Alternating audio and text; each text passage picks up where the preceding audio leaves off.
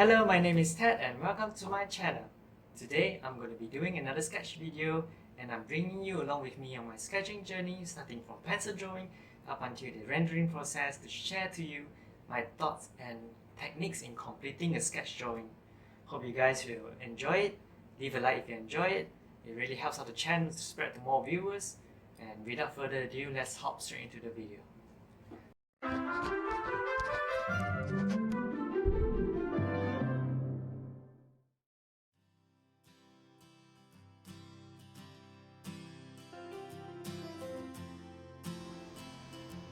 Hi, I just clocked off for my final working hour for the week and I'm hyped to start this sketch.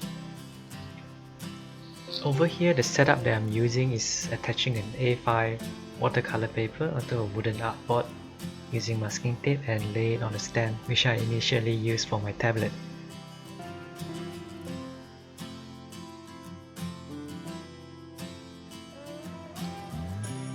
Alright, after setting up and before we move further into the sketch, the scene that we are going to sketch today is an abandoned guard post. I found this hidden gem when I went out to my nearby food court to order some takeaway for dinner, and while I was waiting for my food, I came across this guard post right beside the food court. By the looks of it, we can see that the guard post has been mostly engulfed by the tree behind it, and even the gateway beside also got affected. For me, the scene shows us the power of nature and how they overcome the obstacles to flourish from the strength that they have within their soft body. We serve as a lesson for us to not give up during the tough times, and we may also turn the obstacles into an opportunity to reach greater heights as well. So I decided to turn it into my sketch collection as a constant reminder to me to always stay strong as well. Okay, then let's get back to the sketch. To start off my sketch, I normally use a 2H pencil grade to get the outline and general form of the building correct before inking. In able to get the general form, I will always find reference from one point to another to pinpoint the position of every corner in the scene. In this case, I can reference the height of the guard post roof to be around half the height of the awning, or the height of the rubbish bin is the same level as the grill studs, and one by one the overall form will start to piece together as a whole.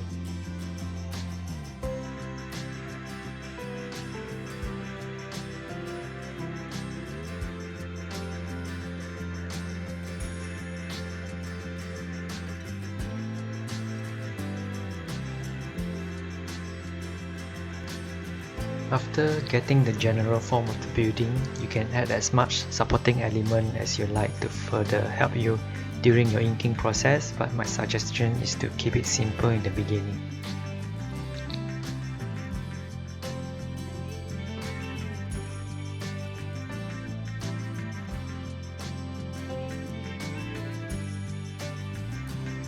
Once you are satisfied with the form, you can go ahead and darken up the lines with a 2B pencil grade. Look, it's way easier to follow the lines now since you have the guidelines drafted using the 2H one. So the rest will be the same. I will forward straight to the outcome and you can now clearly see the basic structure of the guard post. Oh, as I look back into the scene, I miss out the handrail at the front of the guard post, but no worries, I'm gonna patch it up slightly with the 2B pencil.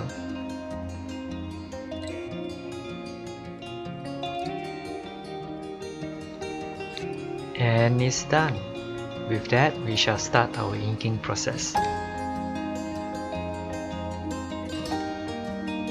The padding that I'll be using today is the STA Pigment Liner.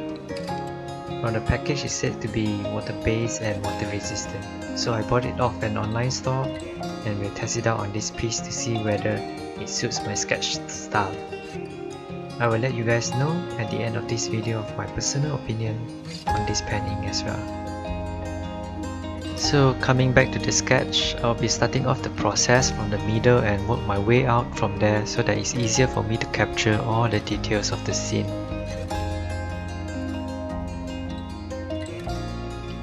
For the grill part here, I've worked out a formula on this. Since it is an even number of grid, I can start by splitting the area in half and half and half again until I get a similar number of grid with the scene.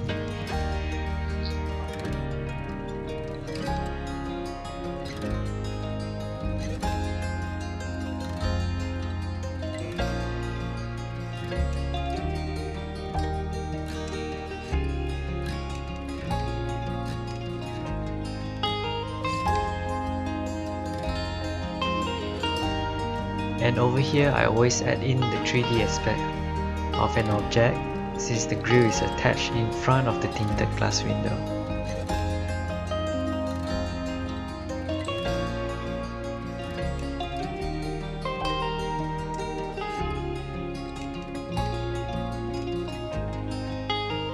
While you are sketching, maybe always take your time to decide on the layering of an object in a scene, whether it is in the front or at the back.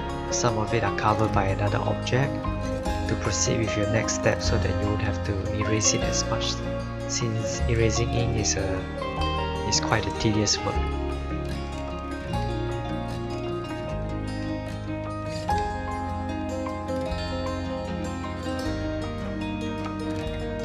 So as far as we came, this part is another reason why I wanted to work on this sketch, which is to practice on my tree sketching. Over here I tried testing around different techniques and to create a leveling effect. And the one that I use the most is to create multiple downward spikes and do a deep zigzag on top of the spike. And from there we just repeat it over and over again. And I believe tree sketching is quite fun. You just have to go crazy but in a controlled manner.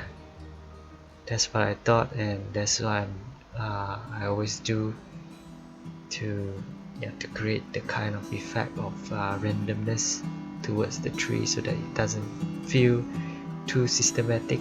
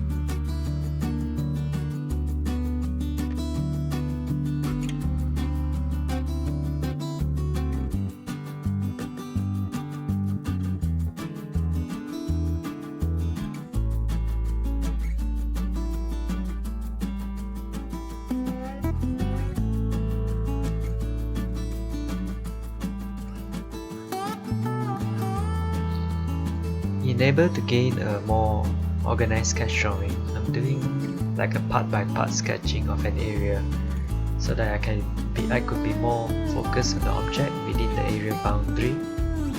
I'm not sure whether this is an efficient way of sketching, but it works well for me so that I can see what is within the area and only focus on it without the distraction of other places as well.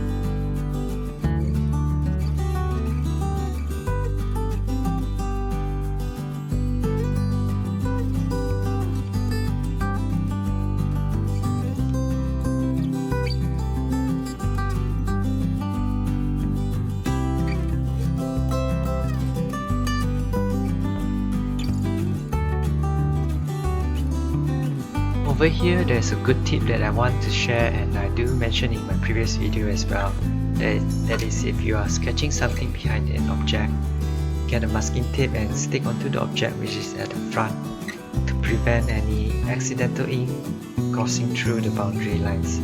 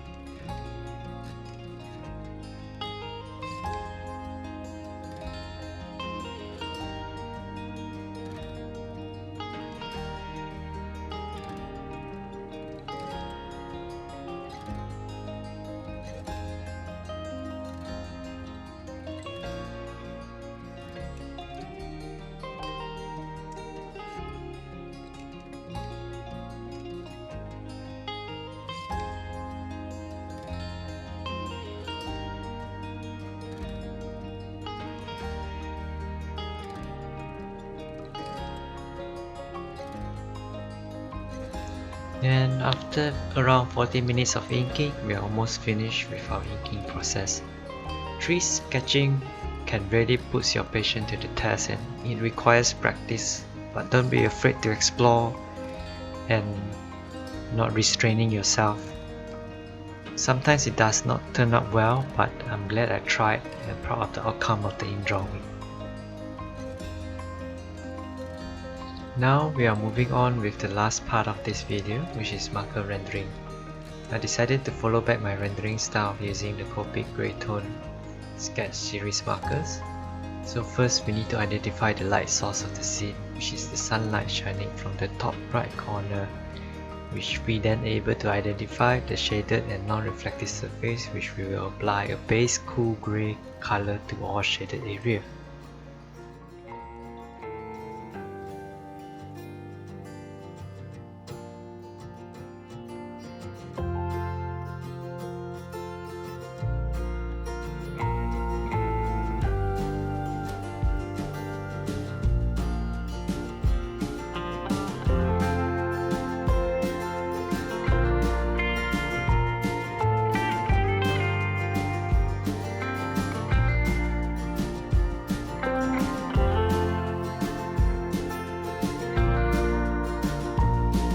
So after that, we'll just add on darker cool grey tone to create the depth of the scene.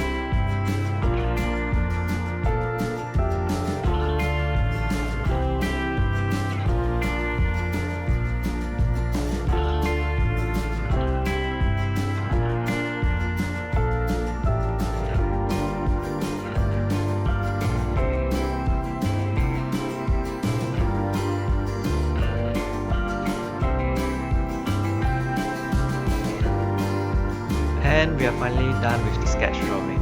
I'll put this side by side with the actual scene to compare on how far we have come. Oh, maybe leave down in the comments below of how similar it is compared to the real scene. In terms of the pen ink, I'm really digging it. It has a firm grip and it's clear and smooth. And when I apply marker on it, it doesn't smudge or it doesn't lose its integrity. The lines still keep intact. So I recommend it to any of you to try it as well. If you are interested, I will leave the product details down in the description as well. So that's it for our sketch journey today. Hope you enjoy it. Leave a like if you do and subscribe if you don't want to miss a video when I publish it. Thank you and have a great rest of the day. See ya!